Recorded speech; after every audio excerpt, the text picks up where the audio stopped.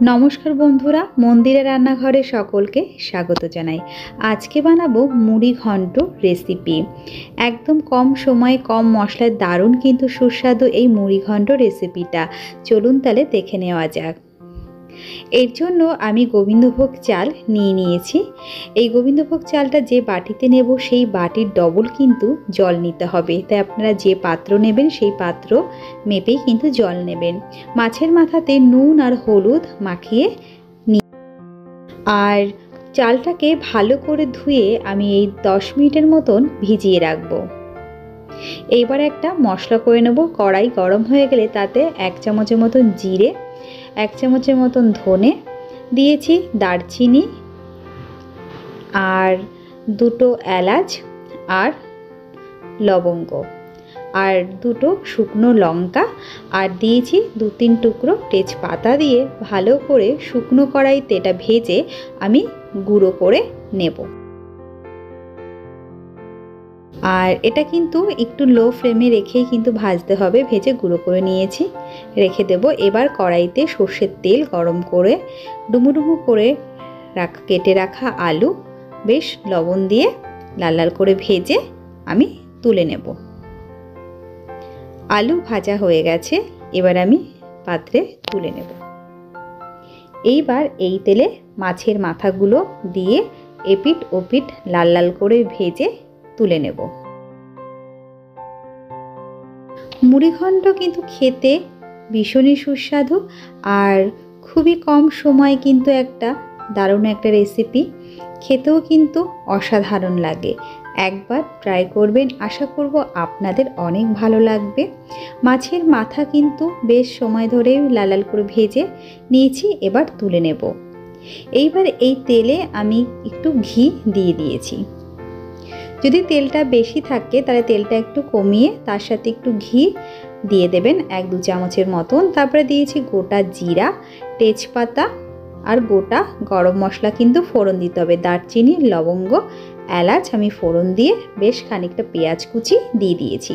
পেঁয়াজ কুচিটা কিন্তু বেশ একটু লাল লাল করে ভেজে নেব। পেঁয়াজটা ভাজা হয়ে গেলে কিছু মশলা দেব। 1 চামচের মতন আদা বাটা, 1 চামচের মতন রসুন বাটা দিয়েছি। দিয়ে ভালো করে নাড়াচাড়া দেব রসুন আর আদা যে কাঁচা গন্ধটা চলে যাওয়া পর্যন্ত। 2-3 মিনিট কিন্তু ভালো করে নাড়া দিতে হবে। এরপরে কিছু গুঁড়ো মশলা দেবো। দিয়েছি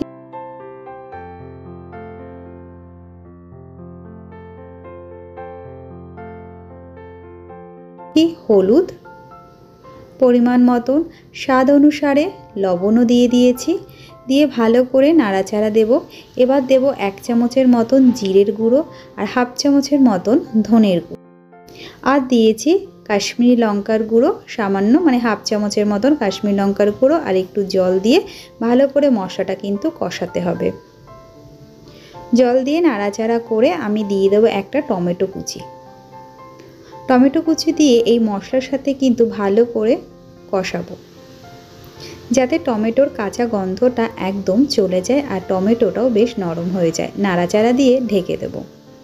2-3 মিনিট পরে ঢাকনা খুলে দেখেছি টমেটো একদমই গলে গেছে। নাড়াচাড়া দিয়ে নেব। এর মধ্যে একটা কাঁচা লঙ্কা চিড়ে দিয়েছি। ঝালটা আপনাদের পছন্দ মতন কম বেশি দেবেন। আর মুড়িঘণ্টতে বেশি ঝাল একদমই ভালো লাগে না, তাই জন্য আমি মিডিয়াম দিয়েছি। চালগুলো জল থেকে ঝরিয়ে রেখেছিলাম একটা ছেঁকনিতে, সেই চালটাও দিয়ে ভালো করে মশলার সাথে কিন্তু কষিয়ে একটু ভেজে নেব। চালটা বেশ একটুখানি 2-3 মিনিটই ভাজবো, বেশি ভাজার দরকার নেই। 2-3 মিনিট নাড়াচাড়া দেওয়ার পর মাছের মাথা আর আলু দিয়েও কিন্তু ভালো করে কষাতে হবে। প্রথমে আমি আলু দিয়েছি। আলু দিয়ে ভালো করে নাড়াচাড়া দিয়ে নেব। আলু আর চাল আরেকটু নাড়াচাড়া দিয়ে নেওয়ার পর দিয়ে দেব মাছের মাথা।